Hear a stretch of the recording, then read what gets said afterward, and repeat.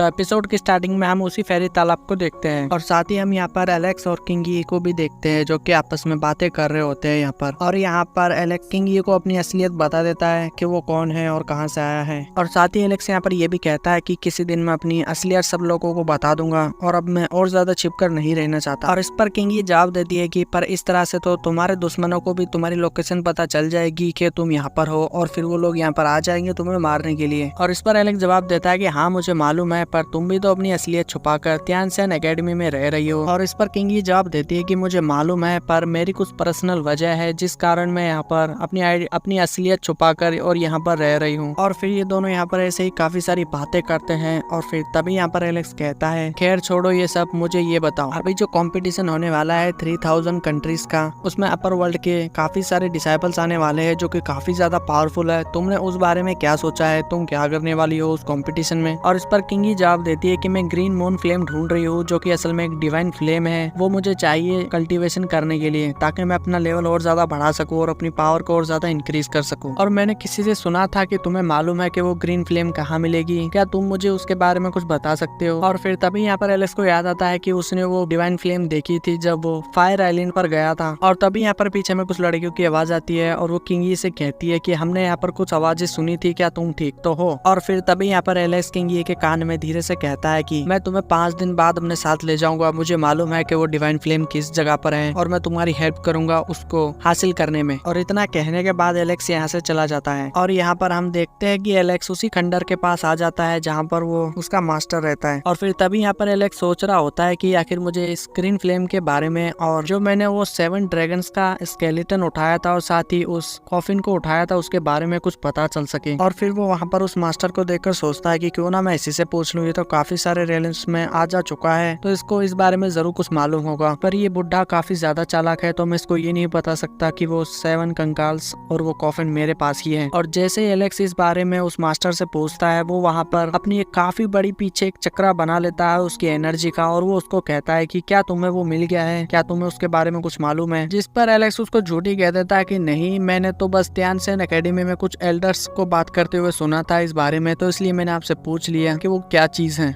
और फिर वो मास्टर उसके बारे में उसको बताता है कि काफी समय पहले एक लड़की ने उन 7 ड्रैगन्स को और साथ ही उस कॉफिन को ढूंढ लिया था और फिर उसको एक अपर रेल्म में एक काफी बड़ा महल मिला था और वो काफी ज्यादा चर्चा में आ गई थी और साथ ही वो काफी ज्यादा पावरफुल बन गई थी। और भी वो मास्टर बताता है कि असल में वो जो कॉफिन है वो मैन है क्योंकि उसके अंदर अपर वर्ल्ड के एंशिएंट टाइम का एक काफी ज्यादा खतरनाक और पावरफुल एल्डर जिसको पूरे वर्ल्ड में कोई नहीं हरा सकता था, वो एक रहस्यमय तरीके से मारा गया था। पर उसकी जितनी भी पावर थी, उसका जितना भी माना था, वो सारा की सारा उस कॉफिन के अंदर है और उसके अंदर उसकी बनाई हुई काफी ज्यादा खतरनाक एक एंशिएंट फ्लेम भी है। पर वो कॉफिन कहाँ है वो किसी को नहीं मालूम। और यहाँ पर पीछे में एलेक्स मनी मन में सोच रहा होता है कि वो सब तो मेरे पास है पर मैं ये इसको अभी नहीं बताऊंगा, जब सही टाइम होगा तब बता देंगे। और तभी यहाँ पर ये मास्टर कहता है कि छोड़ो ये सब, तुम मुझे ये बताओ कि तुमने वो 3000 कंट्रीज के कंपटीशन के बारे में क्या सोचा है, तुम क्या करने वाले हो? इस पर एलेक्स जवाब देता है कि इसमें सोचने की क्या बात है, मैं चाहूंगा और उस कंपटीशन को जीत जाऊंगा। और इस पर ये मास्टर कहता है कि तुम खुद को ज्यादा ही पावरफुल समझ रहे हो, खुद पर यकीन होना काफी अच्छी बात है पर घमंड होना बुरी बात है। तुम्हें पता नहीं है पर इस कंपटीशन के अंदर काफी ज्यादा पावरफुल योद्धा आते हैं जो कि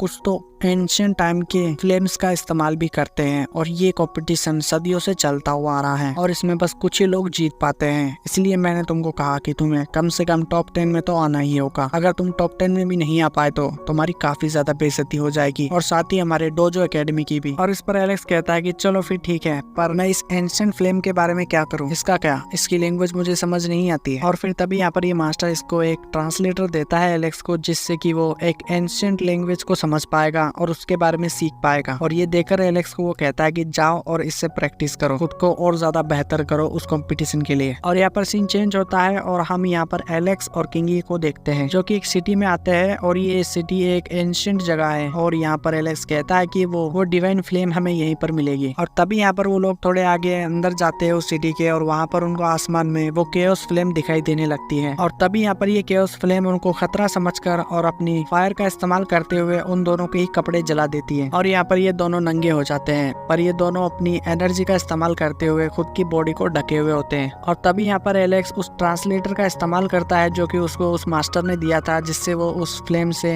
कम्युनिकेट कर पाता है और उसको पता चलता है कि वो फ्लेम उन दोनों को खतरा समझ रही है और वो उनके कपड़े इसलिए जला रही है क्योंकि वो उनको बस चेतावनी दे रही है कि वो उनका बहुत ही ज्यादा बुरा असर कर सकती है। और ये बात यहाँ पर एलेक्स किंगी को बताता है कि हम इस पर काबू कर सकते हैं, पर हम दोनों को अपनी एनर्जी का एक साथ इस्तेमाल करके इसके ऊपर काबू पाना होगा और फिर तभी तुम इस एनर्जी को एब्जॉर्ब कर पाओगी। और ये बात सुनकर यहाँ पर किंगी भी उस डिवाइन फ्लेम से कम्युनिकेट करती है और फिर यहाँ पर किंगी एलेक्स से कहती है कि चलो फिर ठीक है, तुम कह रहे हो तो, पर तुम्हें मुझे प्रोटेक्ट करना होगा इस फ्लेम से जब मैं उसको एब्जॉर्ब कर रही होंगी। और इस पर एलेक्स भी कह देता है कि ठीक है और फिर वहाँ पर किंगी ऊपर चली जाती है उस फ्लेम के पास ताकि वो उसको एब्जॉर्ब कर पाए और साथ ही यहाँ पर एलेक्स भी उसकी हेल्प कर रहा होता है उसको एब्जॉर्ब कराने के लिए। पर इसी के साथ ही यहाँ पर उस डिवाइन फ्लेम की एनर्जी काफी ज्यादा तेजी से बढ़ने लगती है जिससे कि किंगी की बॉडी यहाँ पर जलने लगती है। तभी यहाँ पर एलेक्स सोचता है कि अब मुझे क्या करना चाहिए और इस बात के साथ ही ये एपिसोड यहाँ पर एंड हो जाता है। तो आज के लिए बस इतना ही, मिलते हैं अगले एपिसोड में, तब तक के लिए बाय, थैंक्स फॉर वॉचिंग।